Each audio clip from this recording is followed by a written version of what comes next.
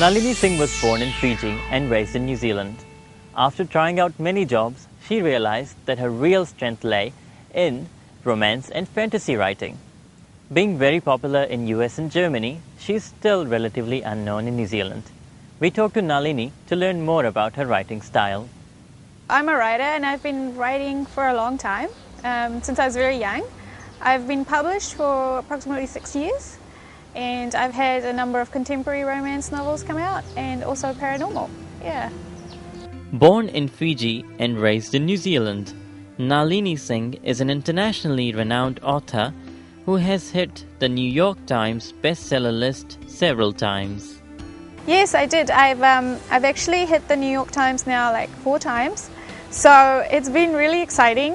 And yeah, I'm still giddy over it.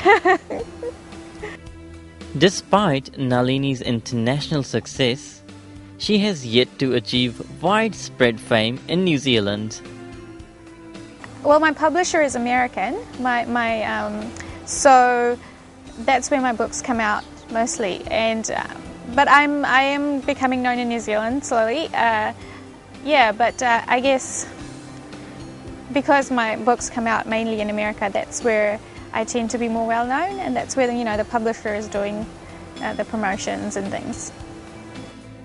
Nalini has always been attracted to stories with science fiction and fantasy elements. Her favorite stories are those which have strong characters and focus heavily on relationships. I was always a big reader, even as a child, and I read a lot of fantasy and science fiction as well. And what I really enjoyed was the romantic thread, and those were the books I really enjoyed more, that had the character, the real strong characters going through in the relationships. So when I decided to start, and of course I was reading a lot of romance as well, so when I went to write something of my own, I tried, I wrote a bit of science fiction as well, but also romance was I just enjoyed it so much that it was quite natural to gravitate towards that genre. Yeah. With each character, it's a unique character, and everything has to come from the character. So it's not, the plot is very emotional, the emotional arc is very strong. So to hold that throughout the course of an entire book, it's one of the skills of being a romance writer, to hold the reader's attention with that emotional development. Like instead of in a thriller or something, you've got a murderer to catch or something, that's the thing that's driving it forward. But in a romance, it's the emotions.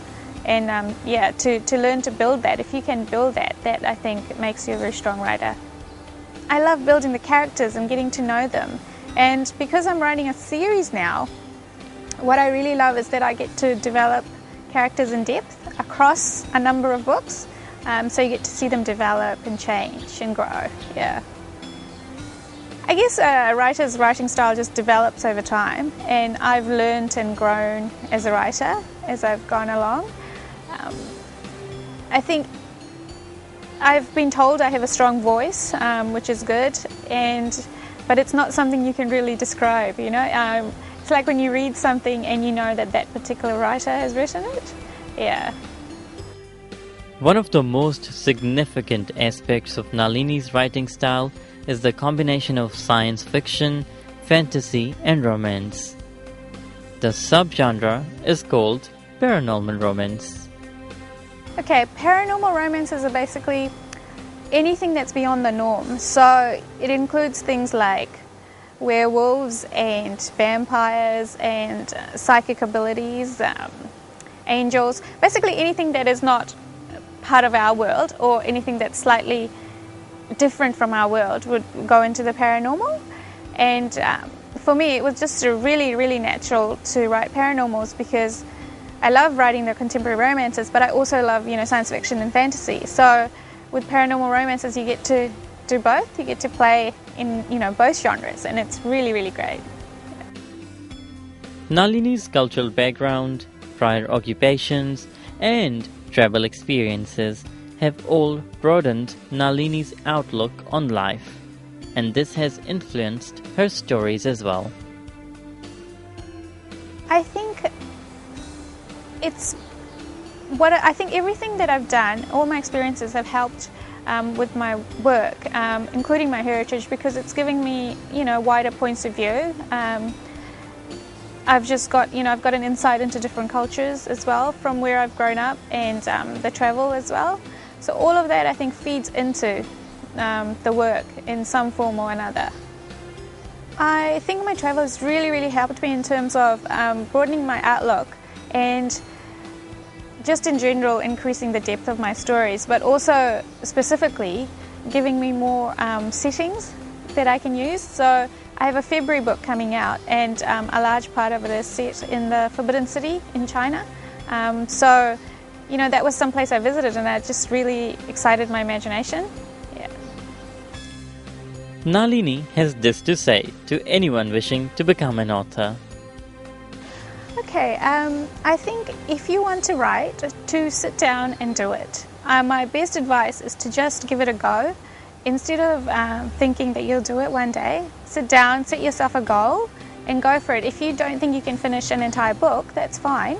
Start with a short story and or a novella, 10,000 words. Just make that your goal and really just go for it and reach that goal, because once you've done it once, it becomes so much easier, because you think, oh, well, I did it once, so I can do it again. And that's how you grow as a writer.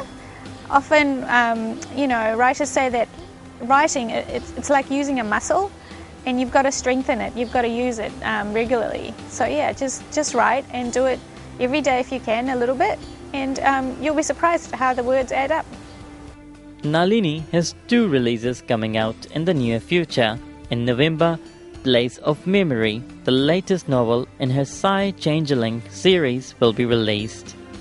Archangel's Kiss, a novel set in the Forbidden City, is due to be released in Feb. Now a free gift from St. George Pharmacy. How many types of diabetes are there? The first person to text us right answer on this number will win this free gift hamper worth $50. Atiqa is a Delhi-based yoga teacher, and a month back she was invited to Australia to introduce her yoga program to Indian students who faced racism in Australia. On her visit to Auckland, we caught up with her. That's after the break.